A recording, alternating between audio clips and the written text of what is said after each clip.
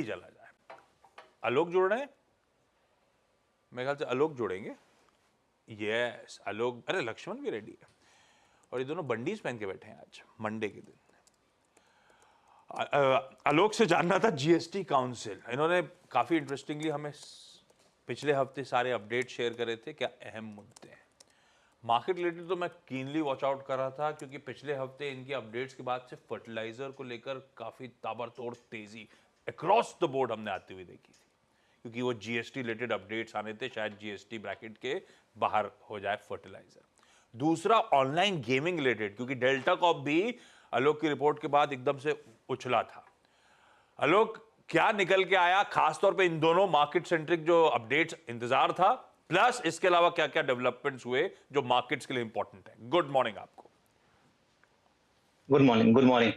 जो पहला आपने कहा कि फर्टिलाइजर का मामला, फर्टिलाइजर पर इंडस्ट्री की जो मांग थी कि 5% उस पर जीएसटी का हटा है, उसको हटा दिया जाए, उस पर जो फिटमेंट कमेटी है ना, उसने काफी विचार विमर्श किया और जब जीएसटी काउंसिल को भेजा तो जीएसटी काउंसिल को लगा कि इससे इन्वर्जन ड्यूटी की समस्या हो जाएगी, लिहाजा जो रेट रेशनलाइजेशन कमेटी बनी हुई है जीओएम, उसको इसको रेफर कर दिया गया। तब आने वाले दिनों में जब ग्रुप ऑफ मिनिस्टर्स की बैठक होगी, तब आगे इस पर और विचार विमर्श किया जाएगा कि फर्टिलाइजर को किस तरह से जीएसटी से एग्जम्प्ट किया जाए। जो दूसरा बड़ा फैसला था वो, जैसे बहुत सारे सेक्टर्स हैं, ऑनलाइन गेमिंग, इंश्योरेंस और तमाम सेक्टर्स हैं, उनमें जो पुराने पड़े हुए रेट्रोस्पेक्टिव टैक्स के जीएसटी नोटिसेस हैं, उनमें से इंटरेस्ट और पेनल्टी को माफ करने के लिए एक नई एमनेस्टी स्कीम का जीएसटी काउंसिल ने ऐलान कर दिया। तो एक बड़ी राहत हो जाएगी। 2017 से 2020 के बीच में जितने भी जीएसटी नोटिसेस भेजे गए हैं, उनमें केंद्र और राज्य सरकारों को अधिकार मिल जाएगा कि वो इंटरेस्ट और पेनल्टी माफ कर दें, बशर्ते कि जो नोटिस पाने वाले लोग हैं वो 31 मार्च 2025 तक तमाम नोटिसेस को फुल पेमेंट कर दें। तो ये दो बड़े फैसले हैं इसमें। और कुछ रेट्स की अगर बात करूं तो रेट्स में खासतौर से जैसे अगर बात करें तो जो एयरक्राफ्ट के पार्ट्स हैं, जो एमआरओ सर्विसेज होती हैं, उनके लिए एक बड़ी राहत है। ई कॉमर्स कंपनियों की राहत है कि उनकी टीडीएस कटौती कम होगी, 1% के बजाय अब 0.5% होगी। इसके अलावा जो एप्पल कार्टन है, हिमाचल के जो एप्पल ग्रोअर हैं, उनके लिए कार्टन पेपर्स पे जीएसटी यूनिफॉर्म 12% कर दिया गया है, सोलर कुकर पर 12% कर दिया गया है।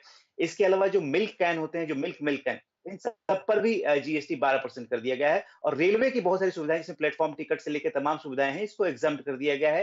एजुकेशनल इंस्टीट्यूशन के हॉस्टल फीस जो होती है, उसको भी जीएसटी से एग्जम्प्ट कर दिया गया है। तो बड़ी राहत है ये। Beautiful, perfect. इसमें दो स्टॉक्स गाबा सर आप देखो, एक तो डेल्टा कॉप, पिछले हफ्ते आपको याद होगा क्या बढ़िया मूव्स बन रहे थे क्योंकि उम्मीद जागी थी, मामला टल गया। दूसरा फर्टिलाइजर का वो क्या कहते हैं, टॉर्च बेयरर बन गया था चंबल। क्या मूव, पूरा फर्टिलाइजर गजब था। खैर परसेंटेज वाइज सबसे तगड़ा फैक्ट भागा होगा, लेकिन चंबल हीरो बना हुआ था पिछले हफ्ते। क्या मूव्स आए। अब ये दोनों ही मामले ठंडे बस्ते में जाते हुए, अगर आप आउटकम अवेट कर रहे थे सैटरडे को, तो कुछ नहीं हुआ है। क्या करना है गाबा सर?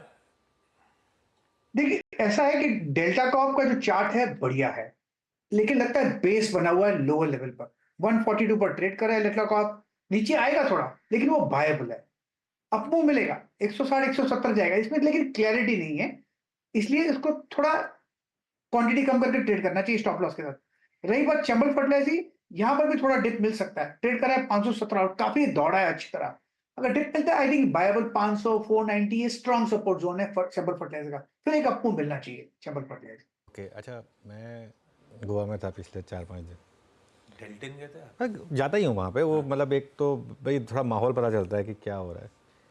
आशीष, मैंने इतनी भीड़ कभी नहीं देखी डेल्टन में, मतलब इतनी भीड़। और इसमें पूरा मामला पता है क्या है? अब क्या हो रहा है, जीएसटी लग रहा है, अब ऑब्वियसली कंपनी का उतना मार्जिन कम हो जाएगा क्योंकि जीएसटी कंपनी अपनी जेब से भरी। अब जैसे मैं जाके अगर चिप्स खरीदूंगा 10,000 के, तो अब टेक्निकली आप उस पर अपफ्रंट 18% अगर जीएसटी लग जाएगा, मेरे पास तो कम आएंगे ना। तो कंपनी क्या कर रही है, वो जीएसटी अपनी जेब से दे रही है, वो 10,000 की चिप्स आपको दे रही है। हाँ, लेकिन कसिनो जाके कोई जीत के आया है क्या? रूल ही कसिनो का कि आप जीत के नहीं आएंगे। तो वो इवेंचुअली जो कंपनी आपको एक्स्ट्रा चिप्स दे रही है कॉम्पनसेट करने के लिए, वो भी आप उनको वापस दे के ही आ रहे हो। तो ऐसा कुछ है नहीं। वो बुक एंटिटी में ऑब्वियसली इनका एक फ़र्क पड़ेगा, ठीक है। लेकिन मैं आपको एक चीज़ गारंटी के साथ कह सकता हूँ, आप अगले 3-4 क्वार्टर के डेल्टा कॉप के नंबर्स देखिएगा, नंबर्स बड़े शानदार आएंगे।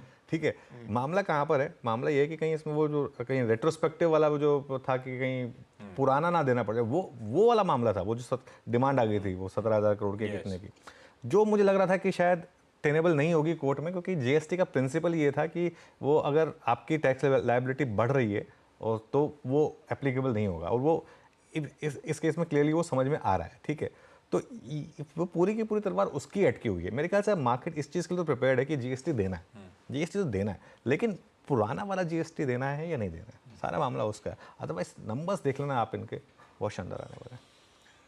रखिए भाई ये पूरे फर्टिलाइजर पैक को डेल्टा कॉप नजारा जैसे काउंटर्स को रडार पे।